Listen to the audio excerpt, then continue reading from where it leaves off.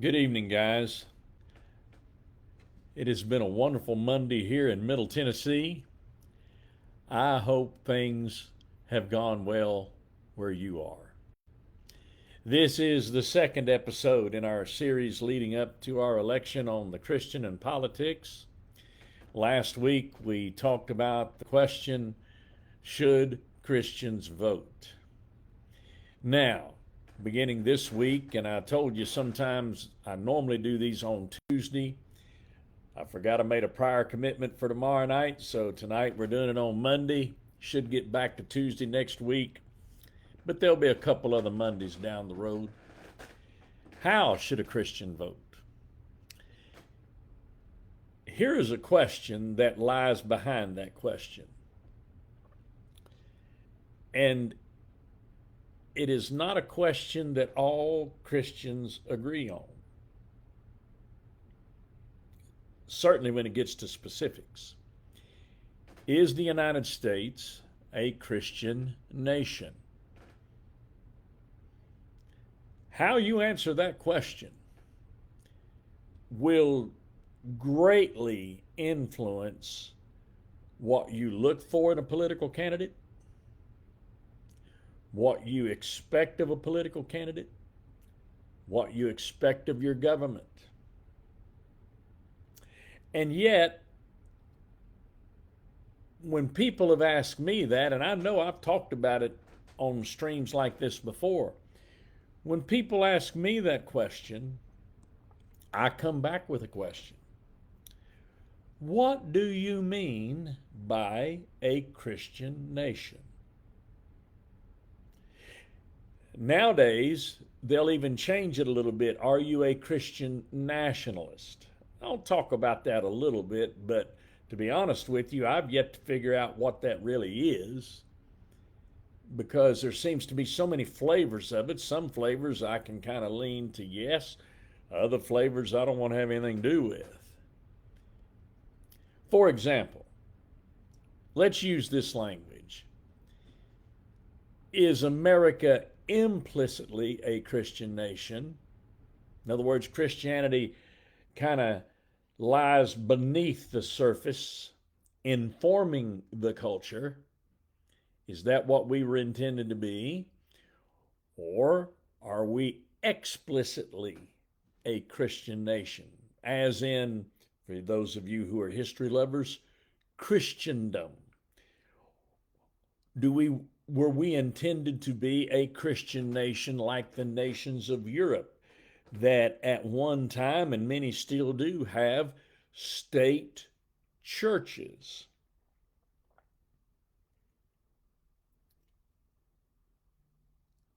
For example, I do not think the United States was ever intended to be explicitly Christian in this sense, like the nation of Israel, a theocratic kingdom. If you've read the Old Testament, you know how that worked, and you also know how that didn't work. And when the Constitution was written, it did not, in most cases, resemble Old Testament Israel. As I've said here many times, God only made a covenant with one group of people, and it's not the United States of America. On the other hand, though, you cannot deny the influence of Christianity on this country. You just can't. I'll give you a couple of historical examples here in just a second, but it's there for anybody to see written on the pages of our history.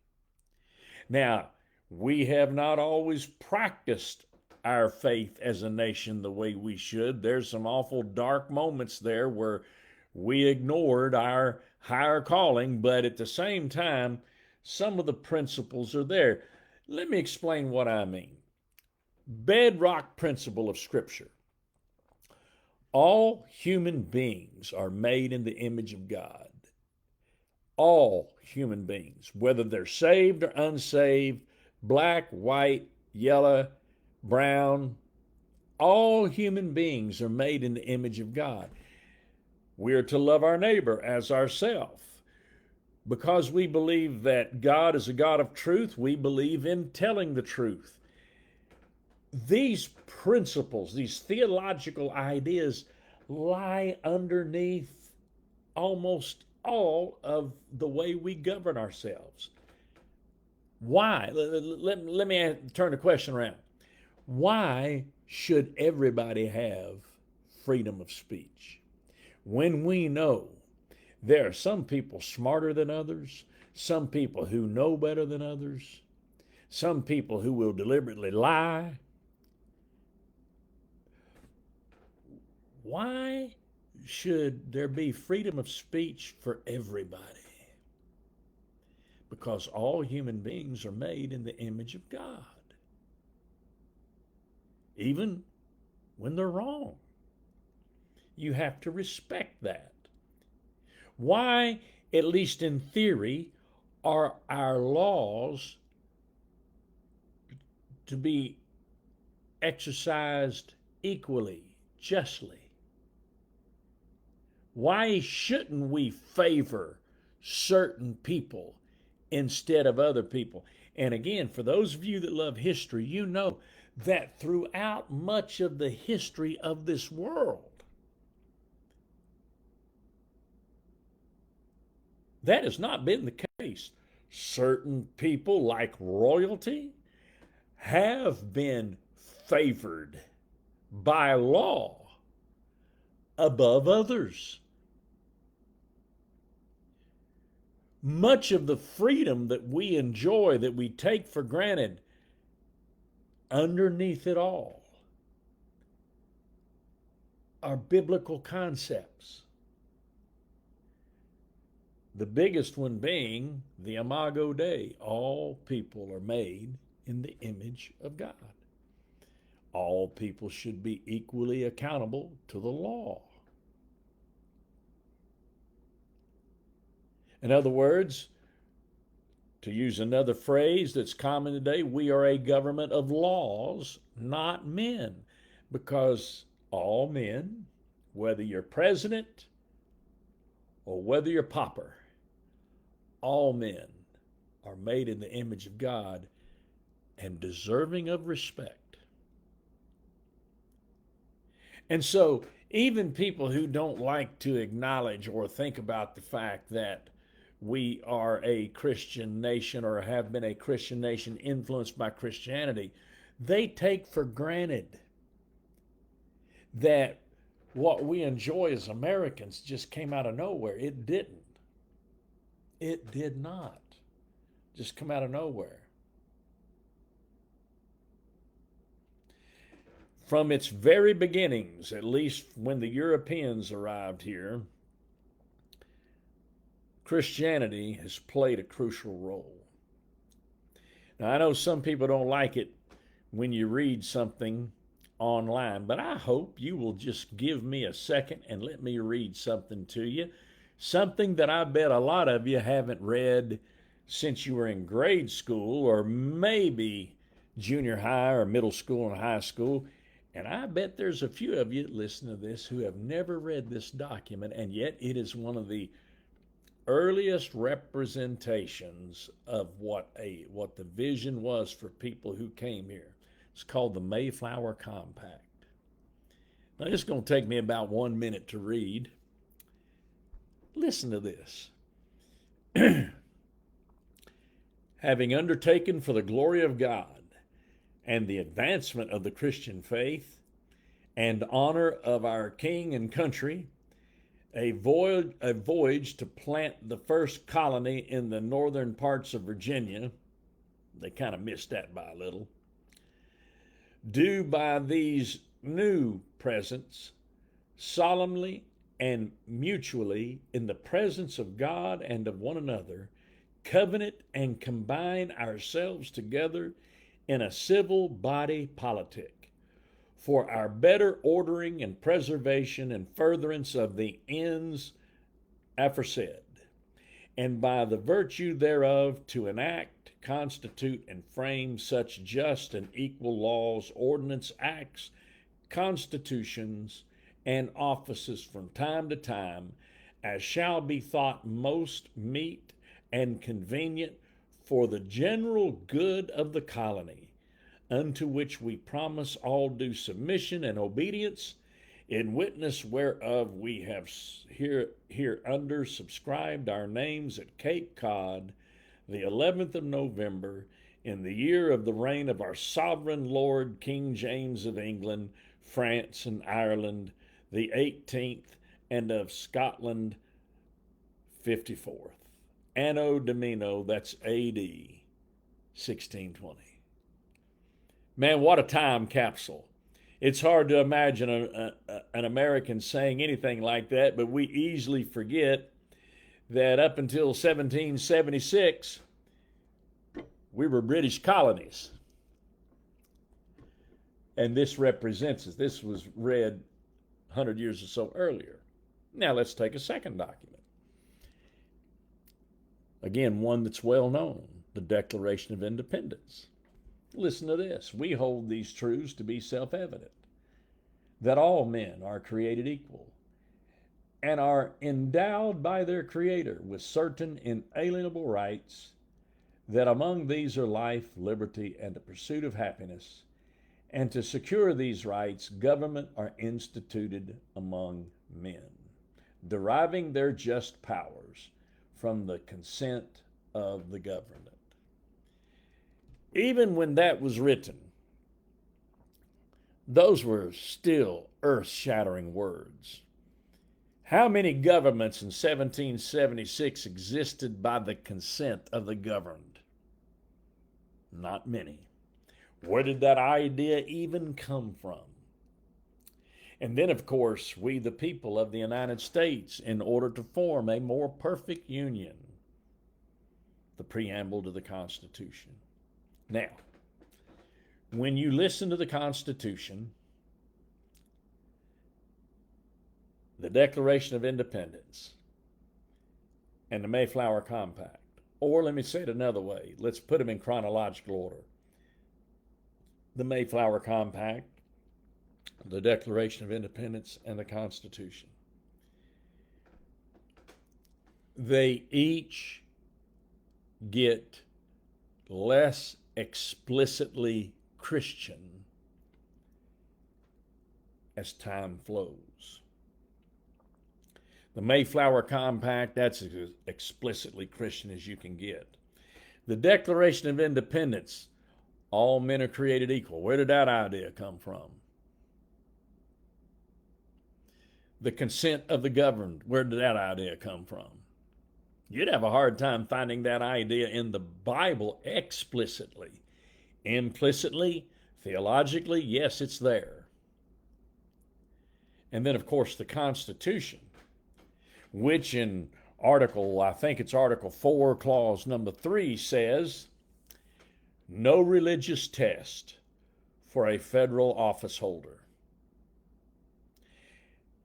There is no way the founders would have added that clause if they expected the United States to be an explicitly God-covenanted country. Remember their background. They were well aware of established churches. In fact, many of the states, individual states, had established churches. And by the way, those did not end with the signing of the Constitution. They kind of faded out over the years. But many states had and I mean that in the state of Virginia, state of Pennsylvania, state of Maryland, state churches. But the federal government, no establishment of religion. An explicitly Christian nation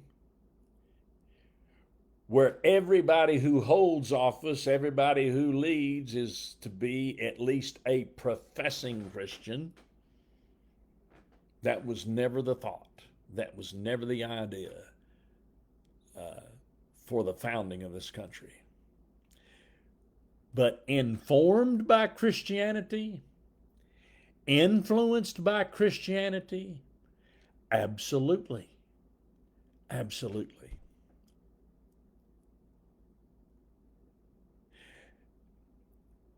We live in there's a couple of ways you could say it, a liberal democracy or a republic that I believe has as its intellectual foundations a lot of biblical truths. John Adams once said that this Constitution is only sufficient for a moral people, and the founders expected religion to play that role, not government. Here, let me say that again. The founders believed, or John Adams believed, and I think many would have agreed with him, that this Constitution was only sufficient for a moral people. And they expected religion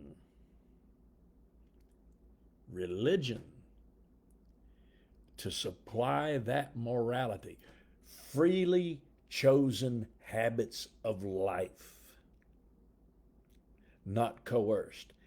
And I'm afraid what's happening too often as we see the influence of Christianity declining, and I don't question that it has, we want to get the government to make us moral.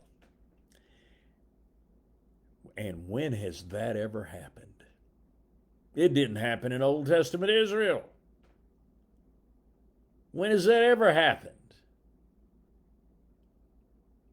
One of the questions that we're going to talk about next week, when we talk about what influence should the church have on our society, one of the questions that we don't ever ask, at least I read a lot and I haven't seen it asked or tried to be answered.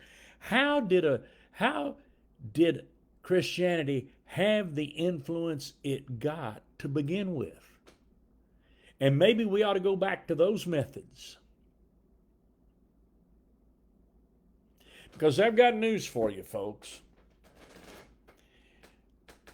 Reading history, and I'm a layman at it, but I read a lot. Reading history the way I do, reading the Bible as I have, I'll be honest, I do not see how a country can be explicitly Christian, in other words, view the whole country as a church,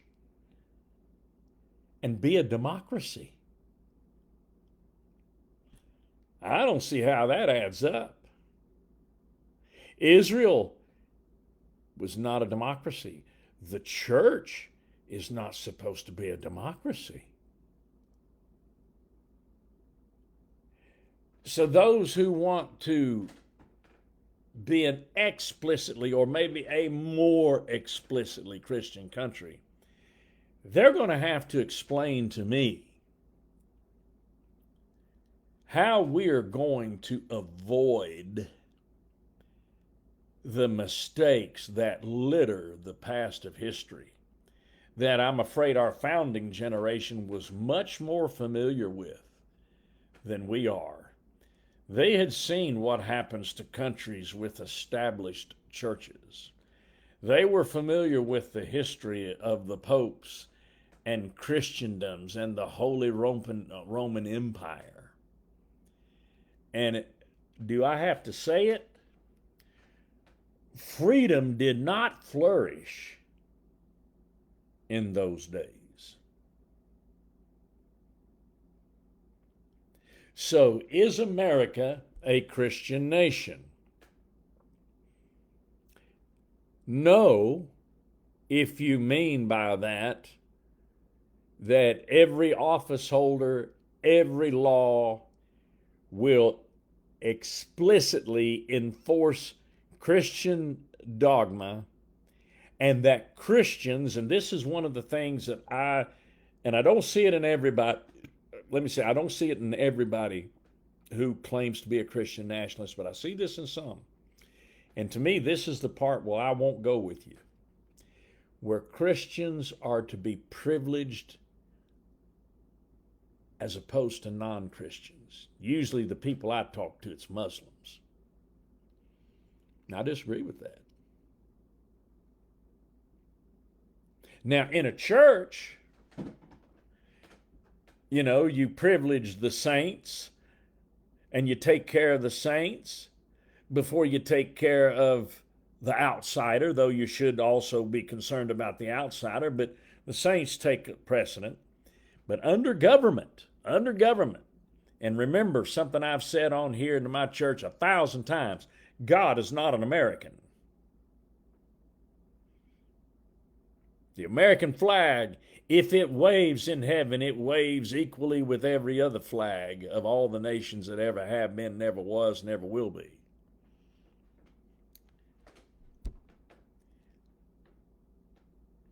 Because once you start favoring a certain group of people, freedom ends. One last thing. Our Constitution is a remarkable document that is informed by Christianity in one other way. 3 divisions of government. And the House divided into a Senate, or the Congress divided into a Senate and a House. The Senate, equal representation. Every state gets 2 senators. The House, apportioned by population. Why did they do that? Why didn't they just make one government, one branch of government? Because, again, being informed by Christianity, they knew that all human beings were fallen. And even Christians on our worst days should not be listened to. Or, as Lord Acton said, power corrupts, and absolute power corrupts absolutely. And so, is the United States, America, a Christian nation? Depends on what you mean by that. Have we been deeply influenced and informed by Christianity? And as we are less influenced and less informed by Christianity, we have suffered? Yes. Were we intended to be an explicitly covenantal people with God, like Israel or like Christendom or like the Holy Roman Empire? No. And so if you see a threat to democracy, whether it comes from the left or whether it comes from the right, if you think we are informed by Christianity, you don't go either one of those directions. Because under the law, and no system's perfect, but under the law, all men and women are equal. And that will inform how you vote in November. Next week, we'll talk about how the church is to influence our culture. Guys, I hope you sleep well tonight, and I hope you have a great day tomorrow, Lord willing. Take care.